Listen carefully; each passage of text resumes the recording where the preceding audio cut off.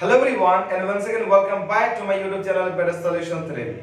And now in this class we are going to learn about the two important words. Those are house and home.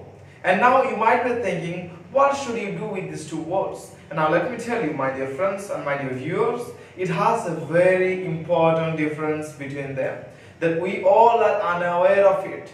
And I know many of the times the new beginners and the new learners might be facing a very much difficult in this, that how should we use these words in a practical way or in a manner, which is the right way to use, where to use house, where to use home, and these doubts goes on in our mind. And also it is a doubt of one of my students who asked me, sir, can you tell me the difference between the house and the home? How can I differentiate it? How can I write in a correct form? And now here the house refers to building. Building where people live. Okay? So here the building talks about the physical aspects of it in which people live. Okay? Now here home. Home refers to where you live. Okay, or it talks about where you live, where somebody lives.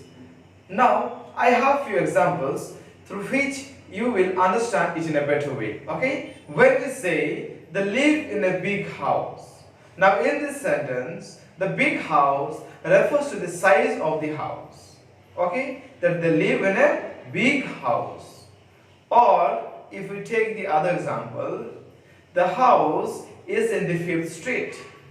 That means now here in this sentence, we are talking about the location of the house. Okay? And now the location and the size, this both talk about the physical aspects of a building or the house.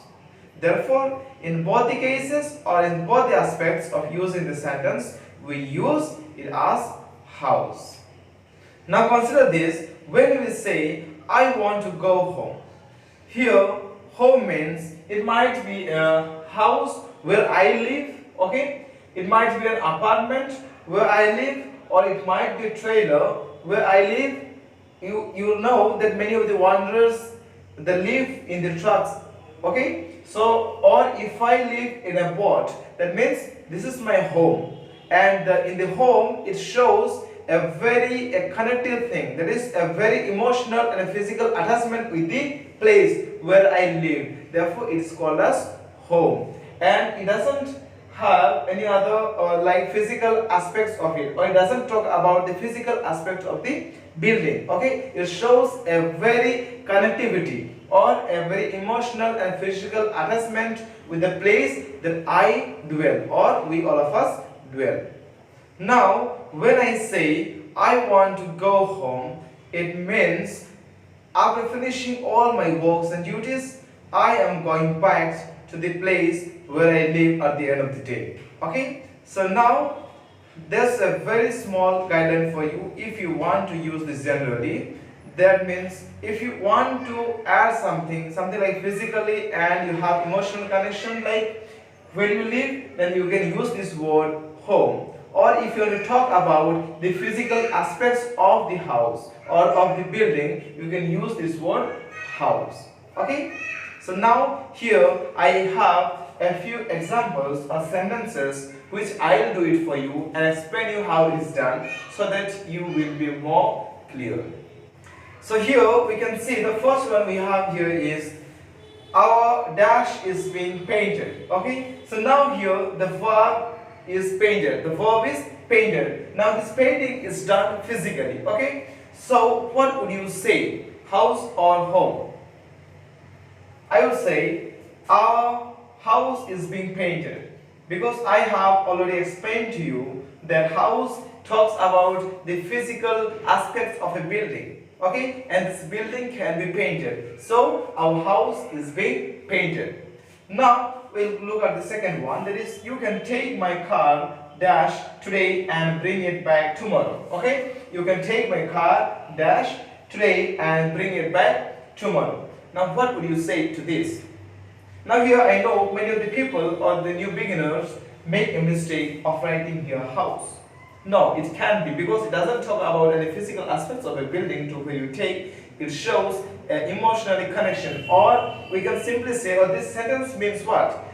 You take this car with you today and bring it back tomorrow. That means he or she is taking with him or her. That means we can use it here, home. And one more thing you have to remember, that you cannot use to home. Okay, you cannot write to before home, because many of the children, or the new beginners, they make a mistake of writing, or they are habituated with writing to home. Okay. Now here, third one, when I get dash from work, I just like to lie on the couch and watch TV. Okay. Now here, house or home. Now here, once again, home. We can say home. Why? Because it talks about a physical or emotional attachment. Because it talks about when I finish everything, I finish my work and I return from my work to some place where I find the satisfaction, the peace. Okay? And that's the home. I say that's the home. At home, you find peace and harmony. Okay, so when I get home from work, I just like to lie on the couch and watch TV, because it doesn't talk about the building, or it doesn't talk about the physical aspects of it. Okay, it talks about wherever I live. I might live in a building or an apartment, or I even can live in my boat or a trailer or an apartment, whatever it can be. Okay, so now let's see the last one we have.